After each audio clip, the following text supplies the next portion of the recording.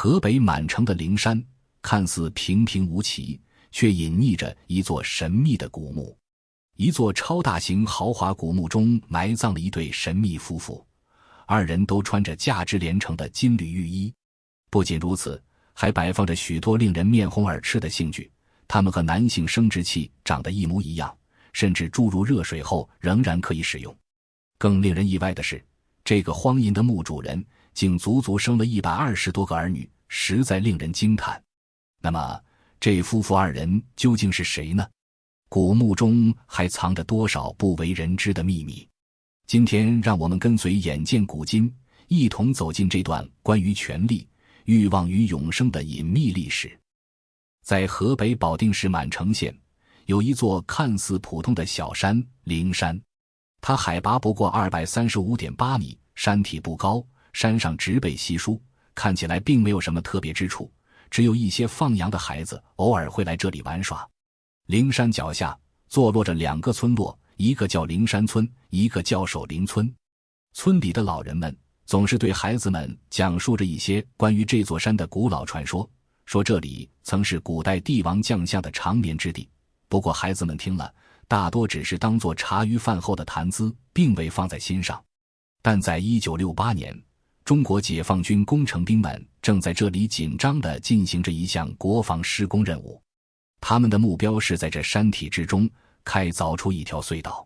5月23日这一天中午12时，爆破手像往常一样熟练地放置好炸药包，点燃了引信。随着一声震耳欲聋的巨响，山体剧烈震颤，巨大的冲击力将周围的空气都震得嗡嗡作响。按照往常的经验，爆炸过后很快就会有烟尘从洞口飘出。然而这一次却十分反常，大半个小时过去了，洞口竟一丝烟也没有冒出来。部队工程指挥员带人下去查看，结果刚落地，嘎吱一响，就踩碎了什么东西。指挥员拿起探灯一照，借着昏暗的灯光，发现满地都散乱着大量类似动物残骸的骨头，空气中弥漫着陈腐的气息。再往里面小心翼翼地走了走，指挥员才发现洞墙面有着人工开凿的痕迹，而且地上摆放着各种陶器与铜器。这时他们才意识到里面远比想象的还要深邃。战士们顺着穹窿顶爬下去，发现了一个直径20多米、高10米、可以容纳1000余人的一个大洞，如同一个地下宫殿。借着手电筒昏黄的光，他们发现这绝非普通洞穴，大洞四周是人工修建的夯土台子，台子上、壁龛里堆满了大量金、银、玉、铜、陶等珍宝。金银器物虽然已经蒙尘，但依然掩不住其光彩。看着这满地的金银珠宝，众人惊讶得合不拢嘴。他们马上意识到这是一座古墓。消息很快传到了河北考古专家的耳朵里，在那个物资匮乏、条件艰苦的年代，考古队迅速组建，前往实地探查。他们想，这可能是一次改变历史认知的重大发现。考古队到达现场后，首先对现场进行了封锁和保护，防止文物遭到破坏。考古队面对的是一个未知的世界。洞口狭小，内部黑暗潮湿，弥漫着一股陈旧的气息，仿佛被时间尘封已久。他们仔细地观察着这些出土的器物，发现数件铜器上刻有中山内府铭文，而且铜器的造型和工艺都属于西汉风格。经过一番讨论和研究，考古专家们断定，这就是西汉时期的巨型墓葬，它被命名为满城汉墓1号墓。专家立刻将洞中所见写成报告，迅速呈报给了时任中国科学院院长的郭沫若。郭沫若看了报告之后，心中为之一惊，于是经过请示后，准备进行秘密发掘，并由他亲自到现场指导。满城汉墓的保护与清理工作也同时启动。这座沉睡了2000多年的古墓，即将在世人面前揭开它神秘的面纱，一段震撼考古界的传奇故事也就此拉开了帷幕。1968年7月中旬，灵山古墓发掘正式展开。考古队进入洞穴后进行了细致的勘察，他们发现这个洞穴并非天然形成，而是人工开凿的。洞穴的墙壁上还残留着一些当年开凿时留下的痕迹。洞穴内的地面上散落着许多文物，有陶器、铜器、铁器等，这些文物大多保存完好，上面的花纹和铭文清晰可见，仿佛在向人们展示着西汉时期的辉煌与灿烂。考古队把地上的瓦片和泥土进行了细致的清理和筛查，结果在瓦片泥土中又发现了铁箭头、铜钱、银衣针一类的细小文物。结合前后发现的其他细小文物，专家们竟然凑齐了一套西汉时期的医疗器具，包括4枚金针、5枚银针、1公盆，以及小型银漏斗、铜药匙、药量、铜质外科手术刀等。在洞穴的北侧竟然还摆放着10几个方形的陶制大酒缸，酒缸巨大，上面还刻有精美的图案。这些酒缸排列有序，缸的表面还有一些很小的石钟乳，这表明洞穴已经存在了很长时间。在酒缸的旁边是成堆的陶器，有陶罐、陶壶、陶碗等。这些陶器的造型各异，有的古朴典雅，有的精致细腻，充分展示了西汉时期高超的制陶工艺。考古队继续深入洞穴，他们发现洞穴的西侧还有一座更大的洞室，这个洞室的高度达到了6-7米，空间十分宽敞。洞室的地面上铺满了厚厚的尘土，考古队员们小心翼翼地清理着尘土，生怕遗漏任何一件文物。在洞室的角落里，他们发现了一些腐朽的木料，这些木料应该是当年洞室内建筑的残留物。从这些木料的分布情况来看，洞室内曾经应该有一座规模较大的建筑，可能是一座宫殿或者庙宇。随着发掘工作的深入，考古队发现这座古墓的规模远超想象。整个墓室由墓道、甬道、南耳室、北耳室、中室和后室6个部分组成，全长 51.7 米，最宽处 32.5 米，容积高达2700立方米，宛如一座地下宫殿。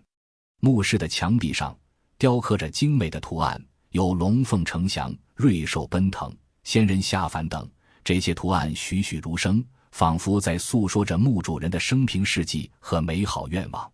墓室的顶部还镶嵌着一些宝石，这些宝石在灯光的照耀下闪烁着璀璨的光芒，宛如夜空中的繁星。在墓道的入口处，考古队发现了2道土坯墙，墙内灌注了铁水，使其更加坚固。这2道土坯墙是古墓的第一道防线，它们阻挡了无数盗墓者的脚步，保护了古墓的安全。在土坯墙的后面是一条长长的甬道，甬道的2侧摆放着一些陶俑和石俑，这些俑人形态各异，有的手持兵器，有的面带微笑，仿佛在为墓主人站岗放哨。进入墓室后，考古队员们被眼前的景象惊呆了。南耳室是车马房，里面停放着6辆战车，其中1辆还是罕见的安车。这些战车的车身已经腐朽，但车轮、车轴等部件保存完好。在战车的旁边是几具马的残骸，经过清点和拼接，专家们认为一共有12匹马陪葬。这些马的骨骼粗壮，牙齿锋利，生前应该是一匹匹矫健的战马。北耳室是仓库和磨坊，里面放置着盛贮粮食、鱼肉及炊饮的各种陶器、石磨和推磨牲口。考古人员发现了16口大陶缸，这些陶缸体型硕大，每一口都能容纳上千斤的酒。陶缸上还分别刻有蜀91担蜀上尊95石等字样，明确标注了缸内所盛酒的种类和数量。中室是厅堂，里面摆放着大量的铜器、陶器、铁器、金银器等生活用器，这些器物的种类繁多，有吹器、酒器、餐具等等，还有各种装饰品和工艺品。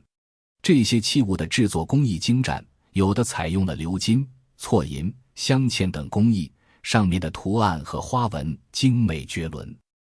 其中4兽扭熊足铜鼎可以称为西汉的高压锅了，器身呈椭圆球形，鼎的3足为墩粒状的小熊，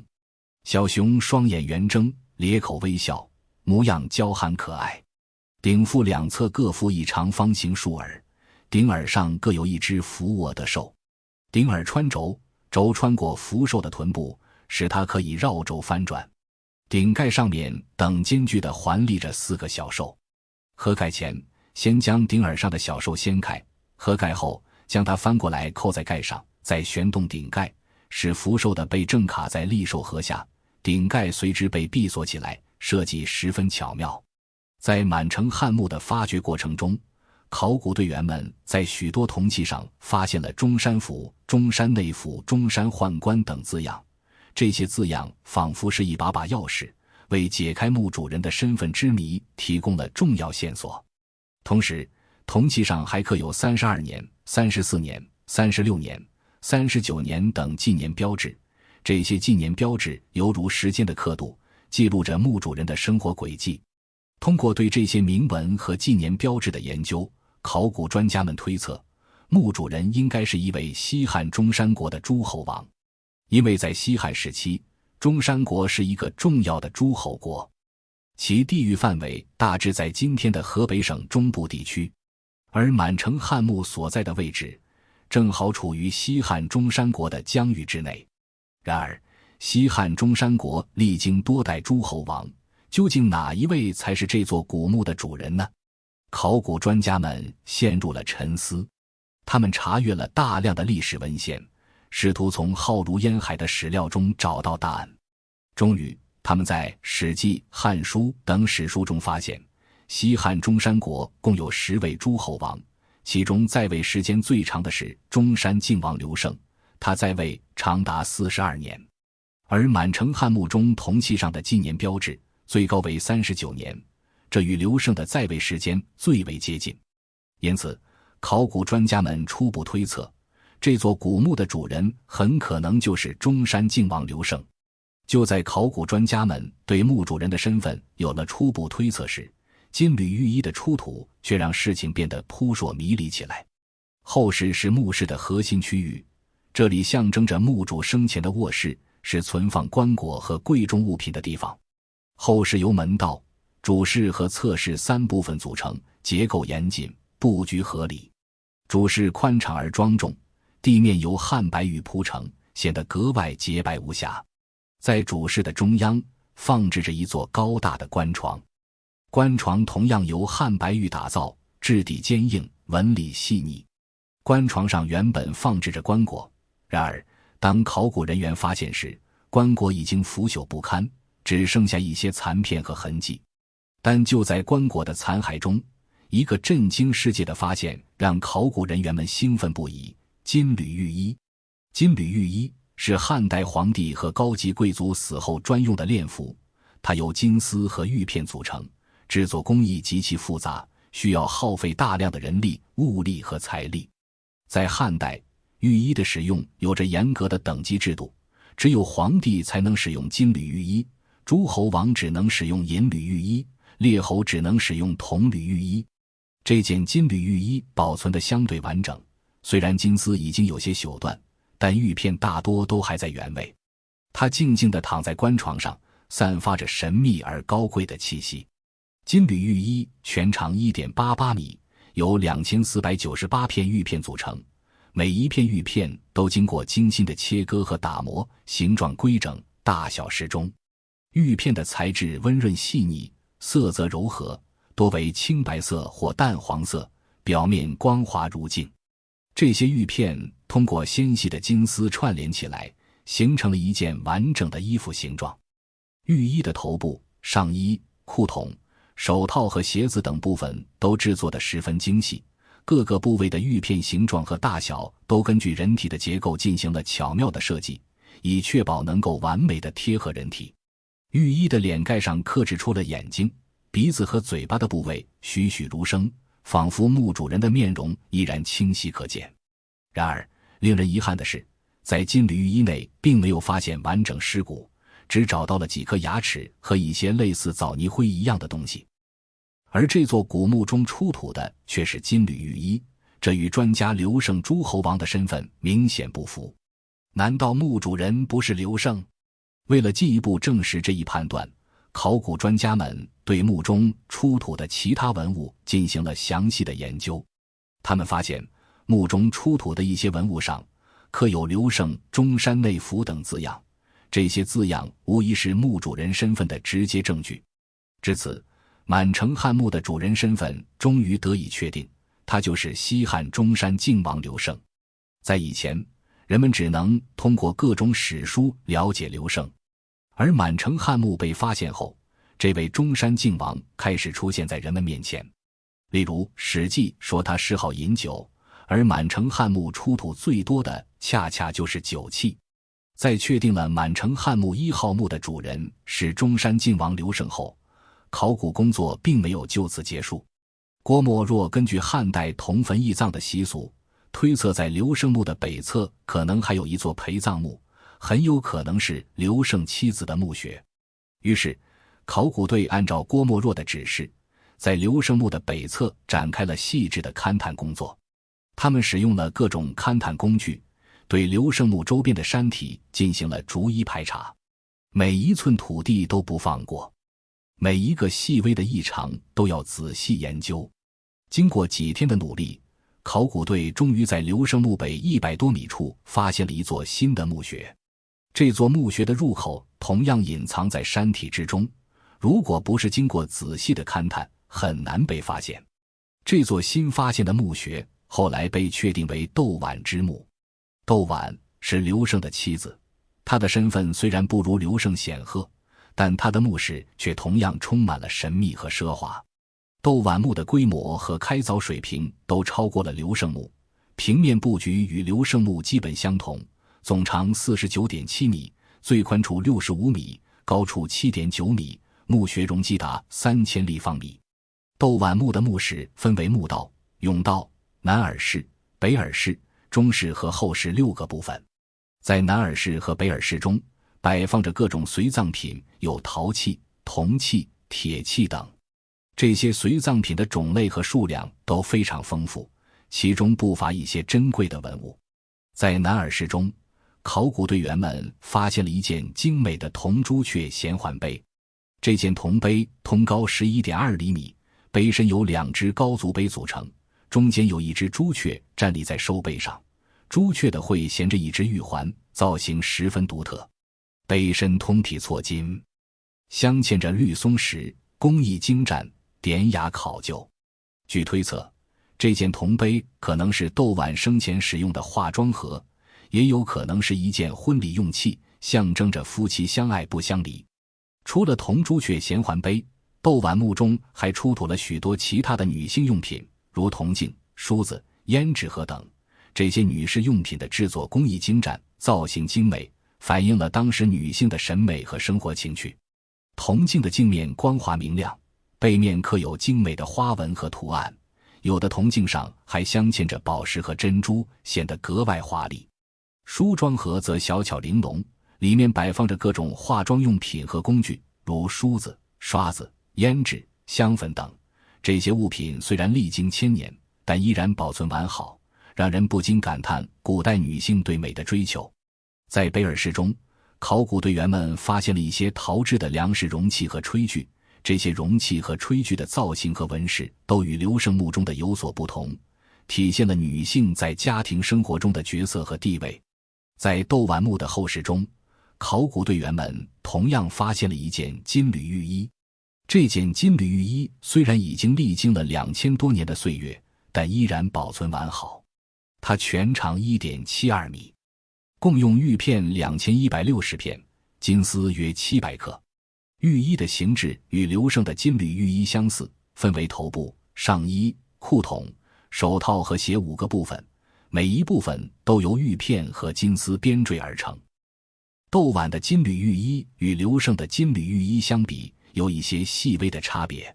窦婉玉衣的上衣部分玉片较大，且不是用金丝编缀，而是用丝织物粘贴在一起。在头罩两侧还做出了耳朵的轮廓，这在刘胜的金缕玉衣中是没有的。这些差别可能反映了当时男女在服饰和审美上的差异，也有可能是因为制作工艺的不同而导致的。在窦婉墓中，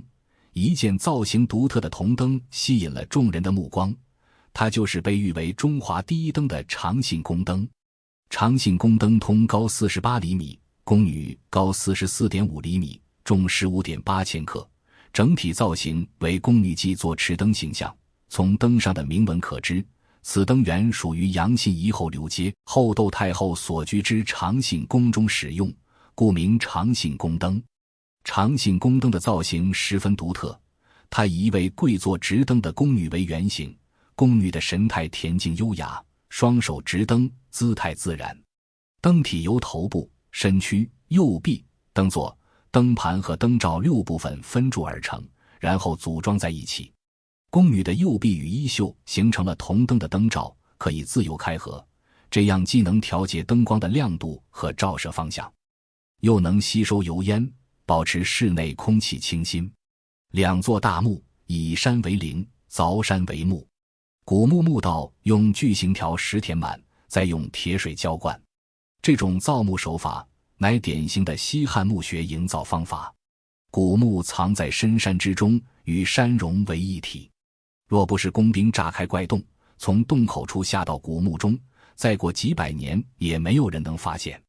满城汉墓累计供出土金、银、铜、铁、玉、石、陶、漆等各类文物10633件，其中精品多达4000多件，其种类之丰富，制作之精美，在已发掘的汉墓中都是罕见的。那么有着如此宏大墓葬的主人究竟是何人物呢？在《三国演义》中，刘备每次出场都会带着一串头衔：中山靖王之后，汉景帝玄孙，大汉皇叔。这位中山靖王刘胜乃是汉景帝刘启的庶子，汉武帝刘彻同父异母的兄长。公元前154年，年仅12岁的刘胜就被封为中山王，定都卢奴，也就是现在的河北定州。中山国在当时那可是相当富庶，疆域广阔，东与涿郡为邻，西接常山郡，南连巨鹿郡，北至代郡，大致涵盖了今河北省中西部的易水以南、滹沱河以北地区，共辖14个县，人口众多。刘胜在位长达42年，在这漫长的岁月里，他将乐酒好内这4个字发挥到了极致。史书记载，他有120多个儿子，至于女儿的数量，虽无确切记载，但想必也不会少。这生育能力在古代帝王宗室中堪称一绝，恐怕连以子女众多著称的康熙帝，在他面前都得甘拜下风。要知道，康熙帝后宫佳丽无数，也不过生了35个儿子，20个女儿，而刘胜却能生出如此庞大的子女队伍，着实令人惊叹。他的生活极度奢靡放纵，每日与美酒、美人相伴，对朝政之事毫不关心。他曾与同母兄赵敬肃王刘彭祖相互指责，刘胜认为刘彭祖身为王爷，不该整日忙于代替官吏料理政事，而应像他一样尽情享受淫乐和美色。刘彭祖则批判刘胜生活骄奢淫逸，既不能辅佐天子，也不能安抚百姓，不配做朝廷的藩属臣子。从这一番争执中，便能看出刘胜对酒色的痴迷程度。在他眼中，人生的最大乐趣便是饮酒作乐，沉溺于温柔乡中。墓中出土了许多精美的青铜酒器，如错金银鸟篆纹铜壶、青铜龙纹壶、乳丁壶等。这些青铜酒壶造型优美，线条流畅，壶身装饰着各种精美的纹饰，如错金银的鸟篆纹、龙纹、云雷纹等，工艺精湛，令人叹为观止。其中错金银鸟篆纹铜壶堪称精品中的精品。除了青铜酒器，刘胜墓中还出土了一些漆制酒器和琉璃酒器。漆制酒器色彩鲜艳，图案精美，具有很高的艺术价值。琉璃酒器则质地晶莹剔透，造型独特，在汉代较为少见。这些酒器的存在，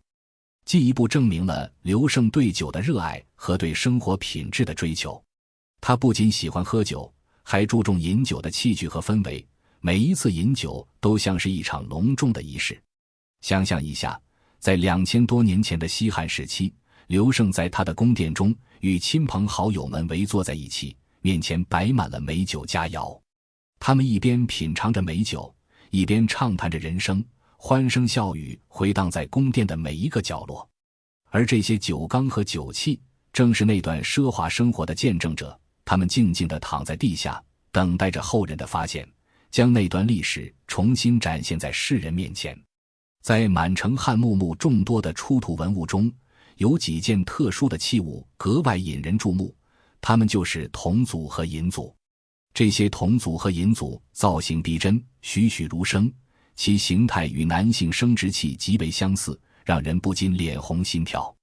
其中一件铜祖直径约 2.3 公分，长度10多公分，出土的时候旁边还有2枚小石球。另一件铜祖稍粗，直径约 3.4 公分，而银祖则更为直白，长度长达 16.5 公分，呈现出勃起状态下的阴茎模样，甚至能注入适宜的温水，使其上下跳动。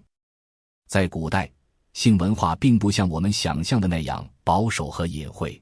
尤其是在汉代，房中术盛行一时，人们对性的态度相对开放。房中术不仅是一种关于性的知识和技巧，还与养生、长寿等观念紧密相连。当时的人们认为，通过合理的性生活和房中术的修炼，可以达到延年益寿、强身健体的目的。因此，房中术在宫廷和贵族阶层中备受推崇。铜祖和银祖在古代还具有生殖崇拜的象征意义。在人类社会的早期，生殖是人类繁衍和延续的关键，因此生殖崇拜成为了一种普遍的文化现象。人们认为，男性生殖器具有强大的生殖力量，能够带来生命和繁荣。对于刘胜来说，他拥有众多的子女，铜祖和银祖的陪葬或许正是他对自己生殖能力的一种炫耀，也是他希望家族能够永远繁荣昌盛的寄托。刘胜，